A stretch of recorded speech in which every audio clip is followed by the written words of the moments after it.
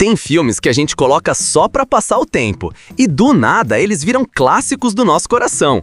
Hoje vamos revisitar algumas dessas obras que marcaram gerações, e sem spoilers, relaxa. Antes de começar, já deixa o like, se inscreve no canal e bora pro vídeo! Mortal Kombat 1995 é aquele tipo de filme que, se você mostrar hoje pra alguém sem contexto, a pessoa talvez levante a sobrancelha. Mas se você mostrar pra alguém que cresceu nos anos 90, a pessoa levanta o punho, porque já começa a tocar a música na cabeça. Mortal Kombat! E é exatamente aí que mora o encanto desse filme.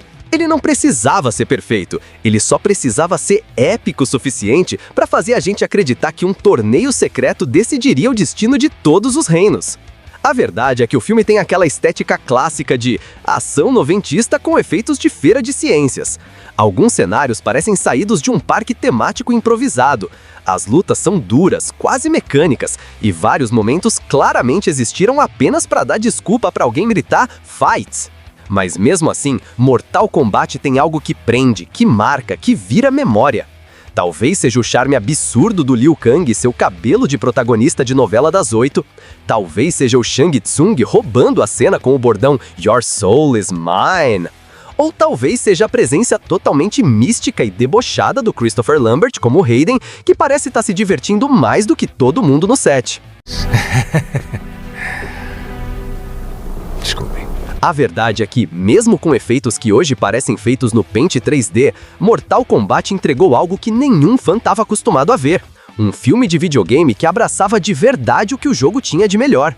Ele não tentou esconder sua origem, não tentou ficar sério demais, nem quis ser algo que não era. Ele simplesmente jogou limpo, luta, fantasia, humor involuntário e fanservice. E tem mais, a trilha sonora é um fenômeno à parte. Ela não só virou um hino, como se transformou em uma injeção instantânea. Basta ouvir os primeiros segundos para você automaticamente querer dar um chute lateral no ar, mesmo sem nenhuma habilidade marcial além do soco fraco, mas chute forte. É por isso que Mortal Kombat 1995 permanece como um desses filmes imperfeitos que todo mundo ama. Ele não é lembrado pelos efeitos ou pelo roteiro.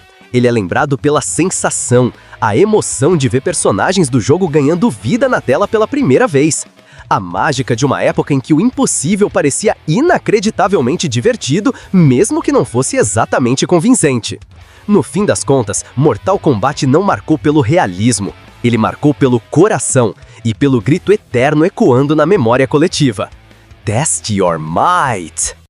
Billy Madison é aquele tipo de filme que você reassiste hoje e pensa: como é que isso aqui funcionou tão bem pra mim? E aí, 3 cenas depois, você já tá rindo sozinho, como se tivesse 12 anos de novo. Esse é o poder estranho e totalmente inexplicável dessa comédia. A história é simples, quase infantil. Billy, um herdeiro completamente imaturo, precisa voltar para a escola do zero e refazer todas as séries para provar que merece o império da família.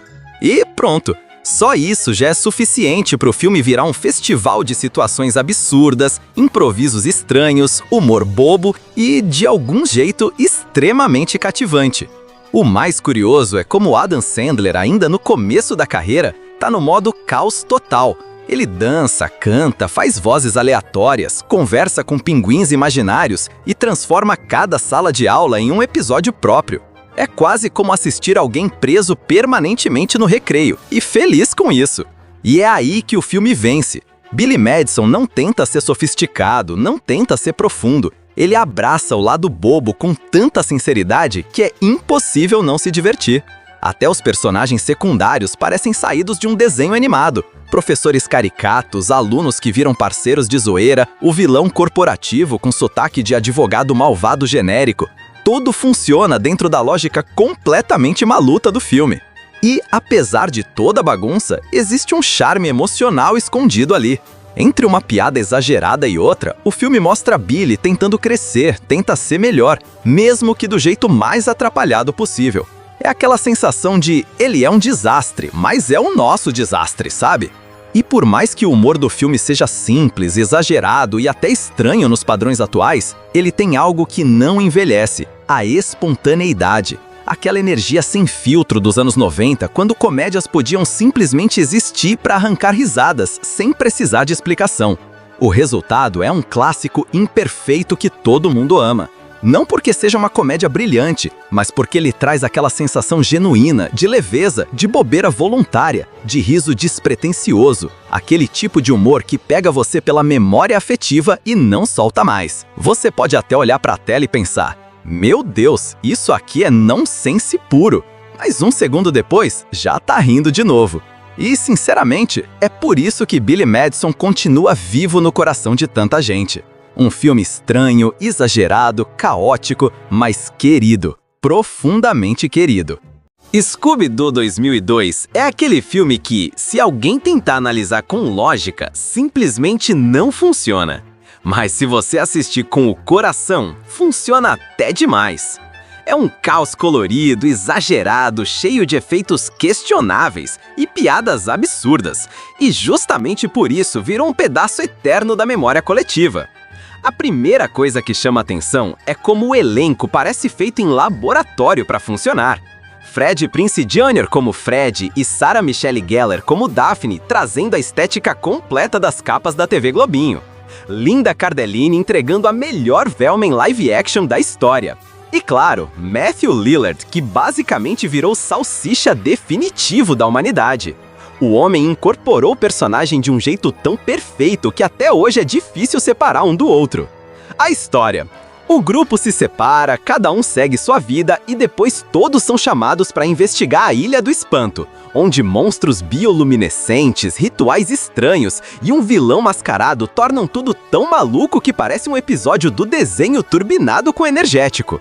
Os efeitos especiais são um show à parte, e não no sentido tradicional. Eles têm aquela vibe inconfundível de computação gráfica de 2002 tentando ser muito otimista. Scooby, completamente digital, ainda encanta, mas também entrega momentos involuntariamente cômicos que só reforçam o charme do filme. Mas sabe onde Scooby-Doo realmente brilha? No clima. O filme tem aquela aura de parque temática misturada com mistério infantil, cheia de cores saturadas, cenários improváveis e piadas que variam entre ingênuas e completamente aleatórias. E, por incrível que pareça, tudo isso funciona junto, como um grande episódio live action super produzido que fala diretamente com a nossa nostalgia. Tem momentos exagerados que parecem feitos sob medida para virar meme 20 anos depois. E aí a perua falou, tá afim? E eu disse, agora não. E é justamente por isso que Scooby-Doo 2002 está nessa lista. Ele é estranho, exagerado, 100% datado em alguns momentos, mas continua sendo um filme que todo mundo assiste com um sorriso no rosto. Não é perfeito, mas é daqueles que a gente ama sem a menor vergonha, ou com um pouquinho de vergonha, mas ama do mesmo jeito. Scooby-Doo é puro conforto visual. Uma lembrança boa, um abraço nostálgico do cinema pop dos anos 2000. E, sinceramente, isso vale mais do que qualquer perfeição técnica. Stallone Cobra, de 1986, é aquele tipo de filme que, se você olhar com atenção demais, vira um festival de exageros, clichês e decisões questionáveis. Mas se você assistir com o espírito certo, ele se transforma numa das experiências mais deliciosamente icônicas dos anos 80. É o tipo de ação que não pede permissão, só acelera, atira e deixa o resto pra depois. O maior charme do filme é justamente ele levar tudo a sério demais. Stallone interpreta Marion Cobra com uma intensidade tão absurda que cada frase dele parece um lema de academia. Cretino, você é um imaturo, você é um cocô. O homem mastiga palitos de fósforo como se fossem barras de proteína e encara criminosos como se estivesse negociando o preço de uma pizza. Esse é o nível de comprometimento. E a estética? Ah, essa é um espetáculo. Jaqueta de couro, óculos escuros mesmo à noite, carro turbinado saído de um sonho molhado de qualquer fã de muscle car, tudo misturado com aquela iluminação neon típica dos anos 80 que deixa qualquer perseguição com cara de videoclipe do MTV Classic. A história em si é direta, quase brutal de tão simples. Um policial durão precisa proteger uma testemunha enquanto enfrenta uma seita de assassinos que batem machados no ar como se estivessem ensaiando para uma aula de zumba sinistra. A lógica do filme? totalmente opcional. O que importa é a atitude. E é aqui que Stallone Cobra se diferencia. Ele não tenta ser realista, ele tenta ser puro estilo, e nisso ele acerta em cheio. Os vilões são caricatos, o clima é sempre tenso, a ação é explosiva e o roteiro parece ter sido escrito com uma régua e uma caixa de munição. Nada é sutil, absolutamente nada, e é justamente isso que o torna fascinante. Hoje, revendo o filme, muita coisa soa exagerada, datada ou até involuntariamente cômica. Mas sabe o que não envelheceu? A sensação, aquela energia clássica dos anos 80, heróis invencíveis, frases de efeito, trilha marcante e um senso de identidade visual que grita cult. Cobra não é um filme perfeito, nem tenta ser, mas ele é um baita representante de uma época em que o cinema de ação era guiado por testosterona, jaquetas de couro e explosões gratuitas. E por mais imperfeito que seja, ele tem algo que poucos filmes modernos conseguem replicar. Carisma bruto, aquele magnetismo estranho que faz você ficar preso na tela mesmo já sabendo exatamente o que vai acontecer. É exagerado, é estiloso, é completamente maluco, e é por isso que até hoje muita gente simplesmente ama esse filme sem culpa nenhuma. As Branquelas 2004 é o tipo de filme que desafia qualquer tentativa de explicação lógica. A gente sabe que é completamente absurdo. A gente sabe que nada ali faz sentido. Mas mesmo assim, ele se tornou um dos filmes mais amados, citados e revisitados das últimas décadas. E é impossível não reconhecer. Existe uma magia caos nesse filme que ninguém conseguiu replicar até hoje. A premissa por si só já é uma obra-prima do exagero. 2 agentes do FBI, interpretados pelos irmãos Wayans, precisam se disfarçar, literalmente, de socialites brancas riquíssimas para resolver um caso. E o resultado é um desfile de perucas, maquiagens, vestidos, poses, surtos e referências que ficam tatuadas no imaginário coletivo. A grande genialidade aqui é simples. Os roteiristas olharam para o conceito e decidiram colocar o pé no acelerador e quebrar o acelerador. Tudo é absurdo, tudo é exagerado, tudo é teatral e tudo funciona justamente por causa dessa entrega total ao caos. Os diálogos são um festival de frases de efeito que viraram patrimônio cultural. Segura o poodle, eu sou linda, Latrell, por favor. E claro, o momento mais eterno, a Thousand Miles tocando enquanto Latrell canta com aquela paixão digna de novela das 6. Essa cena sozinha vale uma carreira inteira. O mais impressionante é que o filme não se sustenta só pelas piadas. Os personagens têm carisma genuíno. A amizade entre Marcus e Kevin funciona como motor emocional.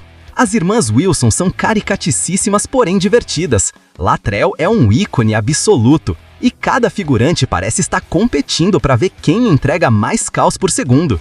E mesmo com tantas loucuras, o filme tem um ritmo que não para nunca. É tipo uma comédia em estado de ataque. A cada minuto tem uma gag física, uma piada exagerada, um diálogo imprevisível ou uma situação que desafia completamente a lógica da realidade. E é isso que o faz funcionar até hoje. Ele não tenta prever limites, apenas diverte. Claro, se você olhar com um olhar crítico, vai encontrar exageros, incoerências, estereótipos e momentos que beiram o nonsenso total. Mas é justamente esse imperfeito delicioso que faz As Branquelas entrar na lista dos filmes que todo mundo ama pela experiência, não pela técnica. É aquele tipo de comédia que, mesmo sabendo que é maluca, a gente coloca pra assistir e pensa, só mais 5 minutinhos. E quando vê, já decorou todas as falas de novo. As Branquelas não é só um filme, é um fenômeno cultural. Um caos organizado. Um clássico moderno que vive na memória afetiva de gerações inteiras. E, sinceramente, não existe maneira melhor de encerrar essa lista do que com um filme que, por mais imperfeito que seja, continua sendo amado sem nenhuma moderação. É isso, filmes que a gente assiste uma vez e quando percebe já tá vendo de novo. Se curtiu o vídeo, já deixa o like, se inscreve no canal e comenta aí qual desses você mais ama reassistir. Valeu e até o próximo!